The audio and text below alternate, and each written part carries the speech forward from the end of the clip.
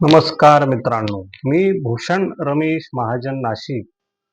तर आज आपण असा विषय चिंतनासाठी घेतलेला आहे, जो विषय म्हणजे सर्वात सगळ्यांनाच पडलेला प्रश्न असतो की आधी निर्गुण भक्ती की सगुण भक्ती. भगवंताविषयी भक्ती करण्याचे प्रकार दोनच.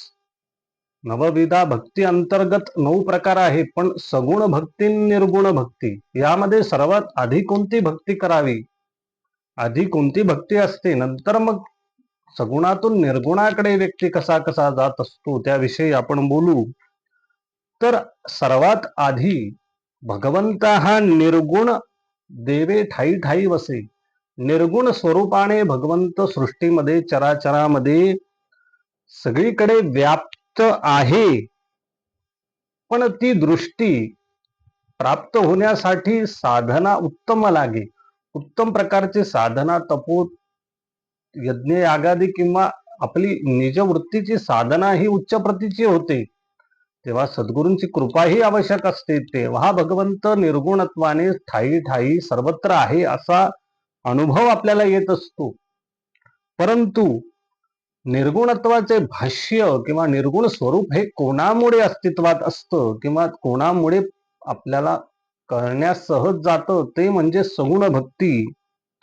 कारण आरंभ सगुणाकडून आहे. सगुण भक्तीतून आरंभ होऊन निर्गुणत्वाकडे व्यक्ती जात असतो.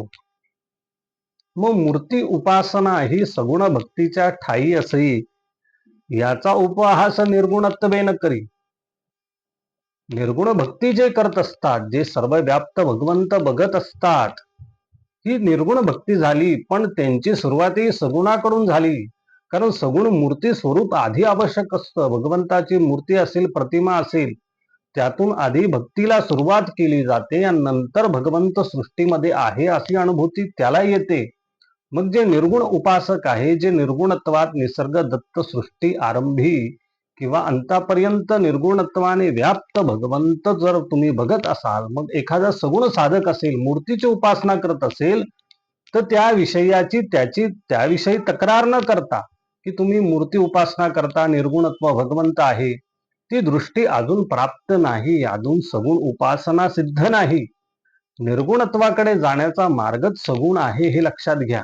मग जे निर्गुण उपासक असतात की आम्ही भगवंत सर्वत्र बघतो, मूर्तीमध्ये भगवंत कुठे आहे, निर्गुणत्व सृष्टीमध्ये चराचरा व्याप्त आहे अशी तुमची भावना आहे, पण सगळीकडे व्याप्त आहेत, मग मूर्तीत का नाही, हा प्रश्न सगुण उपासक विचारू शकतो. सर्व व्याप्त भगवंत आहे, मग मूर्तीमध्येच नाही असं का? मूर्तीमध्येही तो भगवंत आहे, पण तो सृष्टीत पाहण्याची दृष्टी ही सगुणातून आहे. त्यावर सद्गुरूंची कृपाही आवश्यक आहे. निर्गुण उपासना ही महत्वाची, पण त्याची सुरुवात सगुणाकडे आहे. निर्गुण करण्याआधी सगुण, निर्गुण उपासना कळून येण्यासाठी आधी सगुण उपासना आहे. आणि या भक्तीचे दोघांचेही प्रमाण उपलब्ध आहे. प्रमाण साधून निर्गुण उपासना त्यांनी त्या प्रकाराने करावी. सगुण उपासना मूर्ती उपासना करत असेल सगुणाच्या स्वरूपाने, तर तो त्या ठिकाणी योग्य आहे. निर्गुण उपासक निर्गुणाच्या ठिकाणी योग्य आहे. हे दोन्ही भक्ती एकमेकांना प्रमाणभूत आहे. म्हणजे निर्गुण उपासक आहे, सृष्टीमध्ये देवत्वाला बघतात, त्याने सगुणाच्या उपासकाकडे त्याच दृष्टीने बघावं. दोन्ही प्रमाणभूत आहे.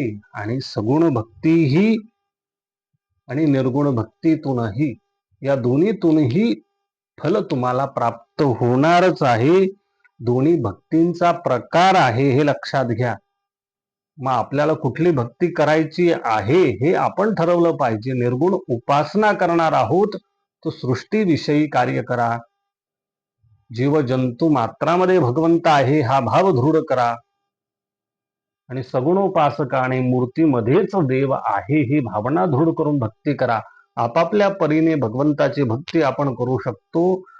तर सारांशाने एकच विचार असा आहे की निर्गुणत्वाचं भाष्य हे कोणी करावं, ज्यांनी आधी सगुण भक्ती परिपूर्ण केली, त्यातही सद्गुरु कृपेने अनुभूती प्राप्त झाली, मग निर्गुणत्वाकडे वाटचाल त्याची होणार. अशा प्रकारे आधी सगुण मग निर्गुण याविषयी आपण चिंतन केलं. धन्यवाद.